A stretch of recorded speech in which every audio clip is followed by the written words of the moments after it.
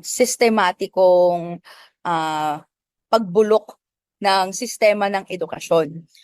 Sinabi na natin yan before that the current setup of education ay hindi nakakasupport sa mga pangailangan ng kabataan.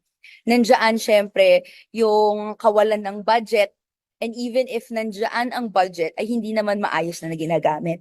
Ending ay kinukuha sa mga bulsa ng kabataan at pamilyang Pilipino yung pagpondo ng sariling edukasyon. We now have to shell out millions of pesos versus sanang maayos na pagpondo at maayos na pag-implementa ng budget ng edukasyon. So, kailangan nating ma-pinpoint sino ba ang responsible dito.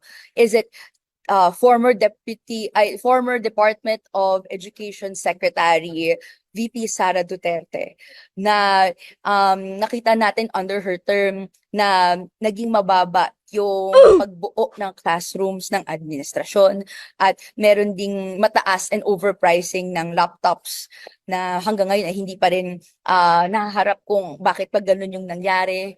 And is it yung DPWH ba na ang report sa atin from hearings ay dahil inuuna nila ang roads, ang bridges, and ang answer dito, inuuna nila yung flood control projects ay iniiwan nila, binabackseat nila yung pagtatayo ng classrooms, pagtatayo ng mga infrastructure necessary for the survival of sectors like farm-to-market roads, na ang nasisiwalat din natin ay may bahid din ng korupsyon at ginagamitan din ng paraan para magkaroon ng kickback ang mga ilan.